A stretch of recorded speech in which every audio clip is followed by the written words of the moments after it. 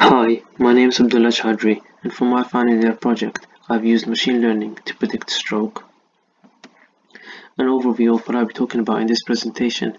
I'll be talking about the background and introduction, the data pre-processing that I did for this project, the model selection I did, final model and performance along with the conclusion. A background about this project. So stroke is a type of cerebrovascular disease, a disease that stops blood supply from reaching the brain by blocking the arteries with plaque. In this project, I analyzed various factors which may lead to stroke. The predictive factors used are gender, age, heart disease, hypertension, smoking status, work types, and residence status. The aim of this project is to predict the probability that the observation belongs to one of the two groups, to predict whether a patient is at risk of having stroke or not. The dataset used in this project was obtained from Kaggle. The dataset consists of 5,110 rows and 12 columns. The dataset contains both categorical and numerical data. The dataset contained 201 missing values in the BMI column. The missing values were handled using the mean imputer method. Categorical variables such as gender, residence, work type, smoking status were changed to numerical variables using the label encoder method. The dataset used for this project was heavily imbalanced, and this affected the results, as we will see later. As there were more no-stroke samples than stroke samples, I used the method smooth to balance the stroke class, so we have equal number of stroke and no-stroke samples.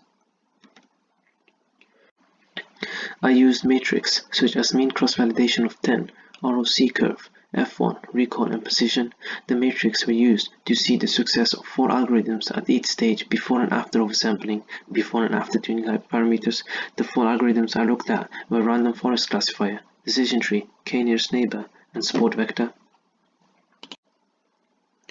Before oversampling, all models received an accuracy of 90% and above. Although this is good, but we can see on the left that the confusion matrix shows that barely any of the models can predict stroke samples.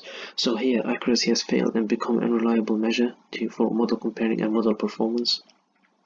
The reason for this is because the models were trained on mostly no-stroke data and little stroke data. The higher number of no-stroke data predicted correctly deceived the accuracy.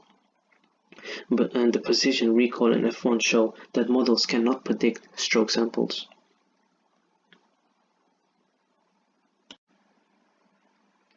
This graph shows an ROC curve. Random forest has the highest score, while decision tree has the lowest score for area under the curve. This graph shows that none of the models can distinguish between the two classes. After oversampling, all models received a more realistic accuracy of around 85 to 94%. The confusion matrix also shows that all models can now predict stroke and no stroke correctly. This is because now the models have been trained on enough stroke and no stroke samples. The precision, recall, and F1 matrix also show that models can predict between the two classes successfully. This graph shows an ROC curve before and after oversampling. All models' area under the curve increased, meaning they can now distinguish between the two classes easily. The closer the line is to 1, the better the model can distinguish between the two classes. We can see that random forest has the highest score for area under the curve and is much more closer to 1 than all other algorithms. Grid search CV was used to look for hyperparameters to improve the accuracy of all the models. After tuning hyperparameters, the accuracy of all the models increased. Tuning had the biggest effect on k-nearest neighbor and support vector, where the accuracy increased by 9 to 10%. Time was also calculated for all the models when training and testing them. Before oversampling, random forest took the longest time to train and test. After oversampling, support vector took the longest time. After tuning hyperparameters, random forest took the longest time. Decision tree took the least time throughout all the stages. A HTML form was created so doctors and nurses can easily fill in patients' data and see if they are at risk of stroke. The best model was selected, in this case the random forest, which received the highest accuracy throughout all the stages. This was deployed using Flask, which is a web application framework written in Python. Flask uses this model to predict the labels and then it returns the results. The form was later deployed onto Heroku, and Heroku is a cloud platform or service. It allows users to deploy, manage, and scale their apps. This allows doctors across the world to easily access this form. This is the HTML form. This is stroke prediction form. The artifact are designed. The nurses and the doctors can use this to see if their patient is at risk of stroke or not. The first patient is male. The age of the patient is 70. The person has hypertension and heart disease. The patient is married. The patient works as children. The patient's residence is rural, and the patient's average glucose level is 150. The BMI of the patient is 36, and the patient smokes. From the results, we can see that you are at risk. So this patient is at risk of stroke.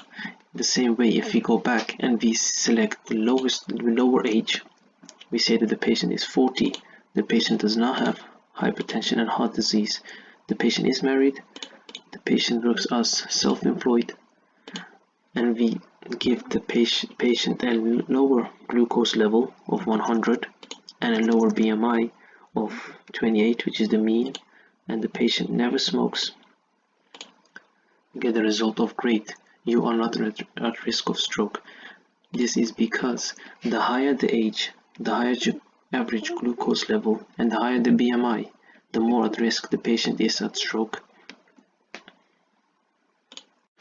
In conclusion, overall, all the models performed well at around 90% accuracy of all the models. Further investigation and future work could be done on using a bigger data set so the models can be trained to more data and learn from it. Look at more combinations of hyperparameters. In the future, we could create a system dashboard, so when 100 people check into a hospital, the dashboard can assist in predicting the likelihood of stroke based on the recorded data. Thank you for listening.